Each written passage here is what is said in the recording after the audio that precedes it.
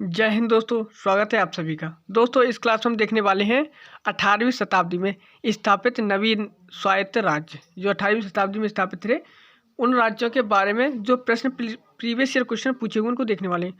दोस्तों, ये बुक है दृष्टि IAS की, जिसमें ये प्रश्न दे रखे हैं। चलिए दोस्तों, शुरू करते हैं। दोस्तों, अगर प्रश्न आपको अच्छे लगे तो एक बार प्लीज़ क्लास को लाइक कर दीजिएगा।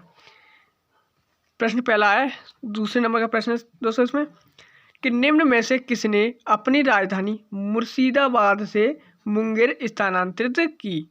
तो दोस्तों याद रखना, मुर्शिदाबाद से मुंगेर राजधानी स्थानांतरित किसने की? तो वो की थी मीर कासिम ने। याद रखना, मीर कासिम ने की थी। किसने की थी? मीर कासिम ने। मीर कासिम ने की थी। अगला प्रश्न है दोस्तों, निम्नलिखित में कौन सा एक कथन सत्य नहीं है? तो कौन सा कथन सत्य नहीं है? तो वो कथन सत्य नहीं है ऑप्शन ए, ये वाला कथन सत्य नहीं है।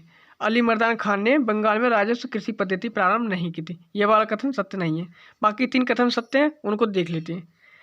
महाराजा रणजीत सिंह ने लाहौर में तोपों के निर्माण के लिए आधुनिक ढलाई खाने स्थापित किए, तो ये वाला कथन राइट है। दोस्तों, ये वाला कथन हमारा सही है। इसमें गलत कथन पूछा हुआ है तो ऑप्शन आंसर होगा हमारे ये कथन तो लेकिन गलत है, कथन हमारा गलत है ये वाला। अगला कथन है, आमेर में सवाई जयसिंह ने यूक्लिड के रेखा गणित के तत्वों का संस्कृत में अनुवाद किया था। तो दोस्तों, ये भी कथन एकदम राइट है। याद रखना, आमेर में सवाई जयसिंह ने यूक्लिड के रेखा गणित के तत्वों को संस्कृत में अनुवाद किया था, ये भी कथन राइट है। अगला है, मैसूर में टीपू सुल्तान ने श्रृंगेरी मंदिर में देवी शारदा की मूर्ति के निर्माण के लिए धन दिया था, ये भी कथन राइट है। दोस्तों, तीनों कथन ये वाले हमारे राइट हैं, लेकिन ऑप्शन ए हमारा गलत था। आंसर ऑप्शन ए होगा। दोस्तों, अगले प्रश्न पे चलते हैं। अगला प्रश्न है दोस्तों, वर्ष 1765 में दीवानी प्राप्त किए जाने के बाद ब्रिटिश सबसे पहले निम्नलिखित में किस पर्वतीय जनजाति के संपर्क में आए? तो दोस्तों याद रखना, जब 1765 में इलाहाबाद की संधि होने के बाद जो इनको दीवानी प्राप्त हो गई, तो ये सबसे पहले किस पर्वतीय जनजाति के संपर्क में आए थे? तो ये खासी जनजाति के संपर्क में आए थे। किसके? खासी जनजाति। याद रखना, 1765 के बाद खासी जनजाति के संपर्क में आ गए थे। अगला प्रश्न है, निम्नलिखित भारतीय शासकों में कौन था जिसने विदेशों में आधुनिक पद्धति से दूतावास स्थापित किए थे? आधुनिक पद्धति से दूतावास स्थापित किए थे। तो दोस्तों, इस प्रश्न को मैं पिछली भी क्लास में बता चुका हूँ। आधुनिक पद्धति से विदेशों में दूतावास स्थापित करने वाला कौन था? तो वो था टीपू सुल्तान। याद रखना, टीपू सुल्तान था।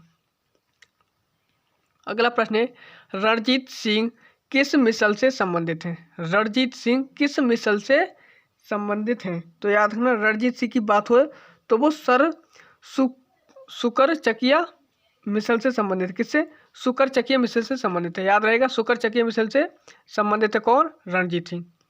अगला प्रश्न है, महाराजा रणजीत सिंह के राज्य की राजधानी थी। रणजीत सिंह ऊपर दे रखे हैं, वो सुकर चकिया मिसल से संबंधित है। अब पूछा हुआ है महाराजा रणजीत सिंह के राज्य की राजधानी क्या थी? तो इनके राज्य की राजधानी क्या थी? तो याद रखना, इनके राज्य की राजधानी थी लाहौर। लाहौर इनके राज्य की राजधानी थी। अगला प्रश्न है, पंजाब के पूर्व महाराजा दलीप सिंह के विषय में निम्नलिखित में कौन सा कथन सत्य है? सत्य कथन पूछा हुआ है महाराजा दलीप सिंह के बारे में। कौन सा कथन सत्य होगा उसको देख लेते हैं। पहला कथन है, 23 अक्टूबर 1893 को उनका निधन पेरिस में हुआ था। तो दोस्तों, ये वाला पहला कथन है, ये इनका सही है। जो 23 अक्टूबर 1893 को इनका निधन पेरिस में हो गया। याद रखना, 23 अक्टूबर 1893 को दलीप सिंह का निधन पेरिस में हो गया था।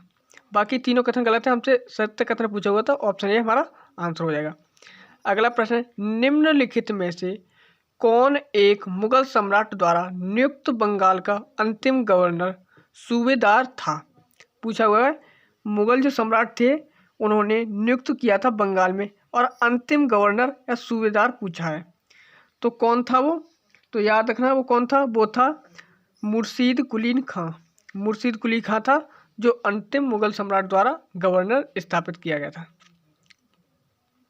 नियुक्त किया गया था। अगला प्रश्न है, शुजा-उद-दौला लॉर्ड क्लाइव द्वारा परास्त हुआ था। शुजा-उद-दौला की बात हो रही है, और बात हो रही है रॉबर्ट क्लाइव के द्वारा जो परास्त हुआ था वो कौन सा युद्ध था।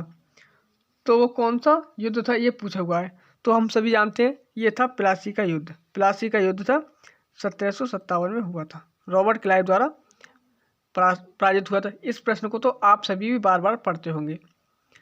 दोस्तों अगले प्रश्न में चलते हैं। अगला प्रश्न है किस सिख गुरु ने फारसी में जफरनामा लिखा है। तो किस सिख गुरु ने फारसी में जफरनामा लिखा है। तो ये लिखा है गुरु गोविंद सिंह ने। गुरु गोविंद सिंह ने फारसी में जफरनामा लिखा है। अगला प्रश्न है आदि ग्रंथ किसने संकलित किया है। तो आदि ग्रंथ गुरु अर्जुन देव ने संकलित किया है। आदि ग्रंथ गुरु अर्जुन देव ने लिखा है। अगला प्रश्न है किस सिख गुरु की मुगल बादशाह जहांगीर ने हत्या करवा दी थी। तो मुगल बादशाह जहांगीर की बात हो रही है, तो वो किसकी करवाई थी। गुरु अर्जुन देव की करवा दी थी। गुरु अर्जुन देव की जहांगीर ने हत्या करवा दी थी।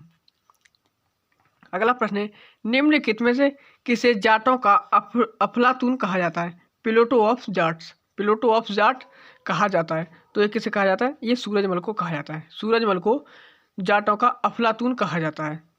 अगला प्रश्न है बंगाल के किस नवाब ने यूरोपियों की तुलना मधुमक्खी से की है। तो यूरोपियों की तुलना मधुमक्खी से किसने की है। तो ये की है अलीवर्दी खान ने। अलीवर्दी खान ने नवाब अलीवर्दी खान ने यूरोपियों की तुलना मधुमक्खी से की है। याद रखना, पॉइंट इंपॉर्टेंट है। अगला प्रश्न है किसने फ्रांसीसी विशेषज्ञों की मदद से डिंडीगुल में एक आधुनिक शस्त्रागार स्थापित की। तो बात हो रही है डिंडीगुल की, और वो भी फ्रांसीसियों की मदद से। तो किसने की थी। तो याद रखना शस्त्रागार स्थापित की थी। तो वो किसने की थी। फ्रांसीसी विशेषज्ञों की मदद से डिंडीगुल में एक आधुनिक शस्त्रागार ये हैदर अली ने स्थापित की थी। किसने। हैदर अली ने। अगला प्रश्न है रणजीत सिंह ने सुप्रसिद्ध हीरा प्राप्त किया था। रणजीत सिंह की बात हो रही है, और सुप्रसिद्ध हीरा प्राप्त किया था वो शाह शुजा से किया था। किससे। शाह शुजा से प्राप्त किया था।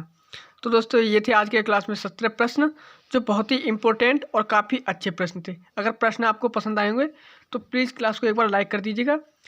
दोस्तों ये क्लास यहीं तक रखते हैं, मिलेंगे अगली क्लास में, तब तक के लिए जय हिंद।